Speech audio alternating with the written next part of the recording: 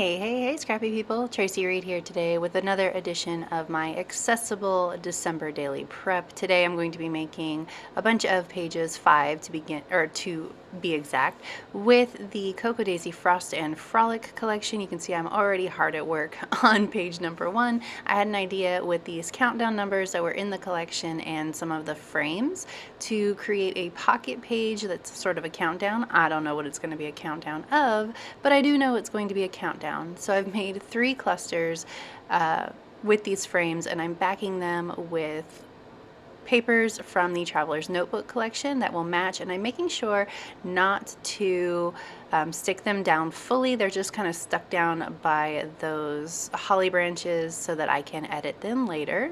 Now I'm moving on to another idea I had. I'm using my envelope punch board from We Are Memory Keepers with some 6x6 squares to make 3-ish by 4-ish envelopes that I'm going to put on a page for my album. So I'm using a 6x8 album, so the page, I will be working in and out of the page protectors for my December daily this year because I'm trying really hard to fit it all in one album. I know it's going to be a stretch for me to fit all of my December daily in one album, but I figure if I use some of the page protectors, things can be less interactive.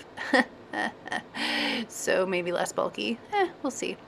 Anyway, so now I have 2 3x5 or 3x5, 3.5 by 3.5 envelopes that I'm going to be putting down on this paper from or this blue paper. I decided to go with blue because I loved the contrast of the red and pink and that dark blue. That dark blue paper is just stunning. And I thought, of course, with envelopes, sort of a letter style page would probably follow pretty well, so I decided to pair it with that sort of postcard-ish Traveler's Notebook insert from the collection.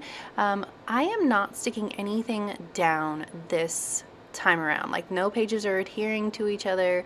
There's lots and lots of room for me to change things up. So who knows if those two will end up together or not, but that is just where I'm headed right now. My foundation pages are all about editability, because one thing that I always say about making foundation pages is that I don't like that it locks me in to making a certain page or using a certain thing that I already made in a certain order. So I really like my pages to be really editable on down the line, and that is the name of the game here. So you can see I just temporarily sealed those envelopes shut. They have cards in them. Of course, I can put pictures in them or journaling in them later on down the line. Editability, that is the name of the game. So now I'm going to move on to the next page. I had another idea. I love tucking things in, hiding my journaling, etc. So I'm going to use this Traveler's Notebook insert again for this page. And of course, this style is lovely and clean, but it doesn't match the card that I'm inserting, and it doesn't really match my style. So of course, we are going to edit the heck out of it. First, we're going to make sure that everything is aligned right, and there's a little notch so that you know you can take out that card. That card will probably be journaling, but maybe I will add a picture in there. Who knows? Who knows? So I'm going to take the rub-ons and I'm going to add a bunch of stuff to this Traveler's Notebook card. First of all, I'm going to underline wonderful with those dots, which gives me sort of a color scheme to work with. So I'm going to add in some pink, even though there's no pink anywhere else, because now I have added it to the page and I can add it in. So I'm going to add lots of pink by adding in this watercolor rub-on in 3 different places.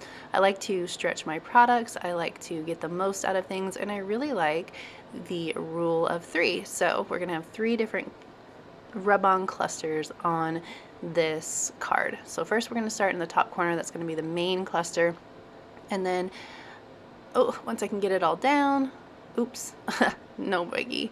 Once I get it all down, I'm going to cut this off and I'm going to add some right here, frame in that word that's kind of just hanging out there, that word art.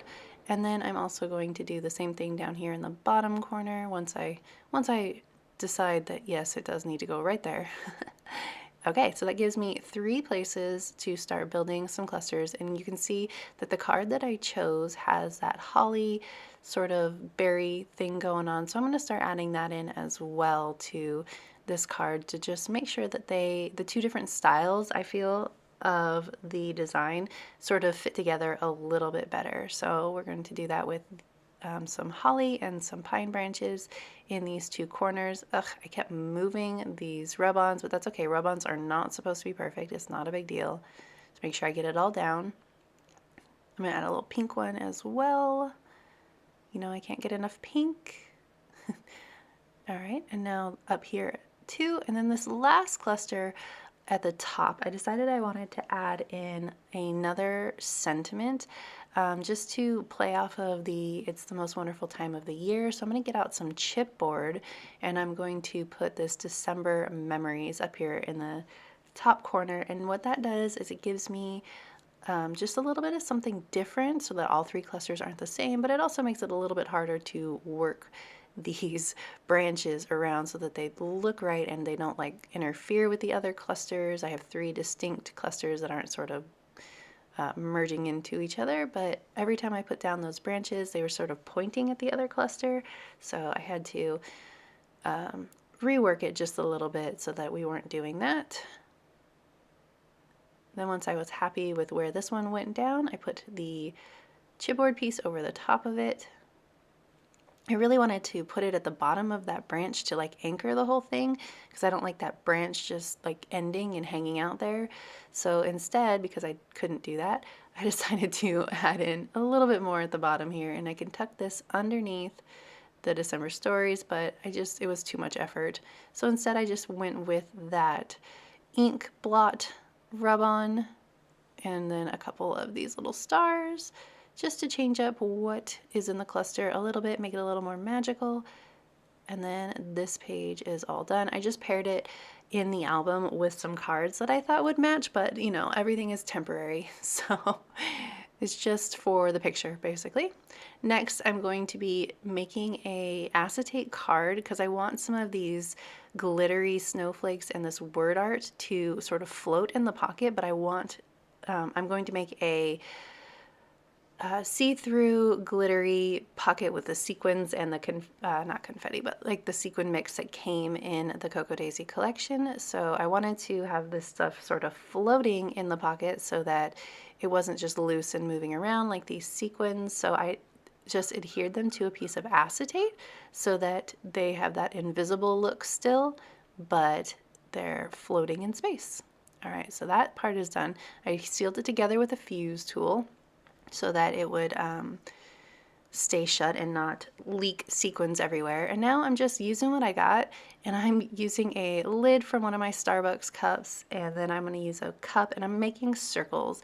I don't really like planning actual pages in advance, but this one was kind of floating around in my mind and I really liked the thought of it. So what I'm doing here, I'm actually using papers from the Traveler's Notebook that I took apart. That way I have more papers and they are a little bit thinner as well, which works in some instances, especially when you're laying paper on top of regular cardstock, to keep the bulk down.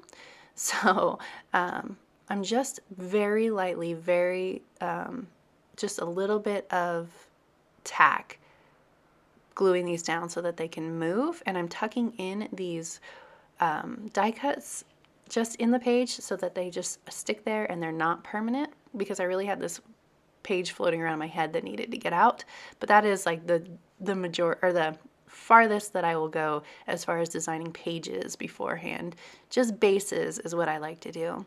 I had this tag that I wanted to use, but I didn't dislike it. I just thought it was a little bit hard to use, or it would be a little bit hard to use for me. So I decided to add in some stamping to see if I liked it better. So what that does is it creates a base at the bottom of that tag where I don't feel like I need to fill up the whole thing anymore, and I feel like that would work better for me. I'm using one of the little sticky tab inserts from Citrus Twists so that I don't have to put holes in that tag. So it can go directly in the rings. And then I wanted to bring in some more of that lime green for the page across from it, but again, everything is temporary, so I may or may not use these two together. It's just creating a nice base for me to build off of later. And if you watched my October daily, you saw that I use a ton of the base pages that I made for my foundation pages in my October daily, but I ended up reworking them quite often. So this time around, I'm making sure that nothing is too stuck down, that I don't rip up, so that when I change it, I don't rip up any papers. So I'm just adding in a little bit more. And the last thing that I'm going to do is I'm going to take the scraps that I created from making all the rest of these pages, and I'm going to make 4 DIY Your Scraps journal cards out of them. Now they're going to go all together in my album just for safekeeping, but of course I can sprinkle these in throughout the entire album. They're not meant to go together. They're just sitting together in my album for future use, using a bunch of rub-ons. On this one I also stamped that Merry sentiment. I'm trying really hard to use my stamps this time around. Cocoa Daisy makes great stamps that are perfectly sized for this kind of scrapbooking, so I'm trying to make sure that I'm pulling them out while I'm making things. So that card is done. I end up finishing that red card last, so it's going to sit there the whole time. So I'm going to do a couple of photo frame cards, or cards with these photo frames. I got a lot of these frames because I get I get the memory keeping traveler's notebook kit and the modern memory keeping kit, and it was in both, so I want to use them up in creative ways, not just as frames. So they are going up here as layering pieces on 2 of these cards. So the first one, I left a square there as a placeholder for either a photo or some journaling. It can be changed later. I made it a very specific 2.5 by 2.5 so that I would be able to remember what size it is for if I change it out for a photo. Just things to make things easier for me on down the line. Lastly, I put on a date label and that die cut that I created 2 different branches out of that die cut. Never let anything go to waste is my motto.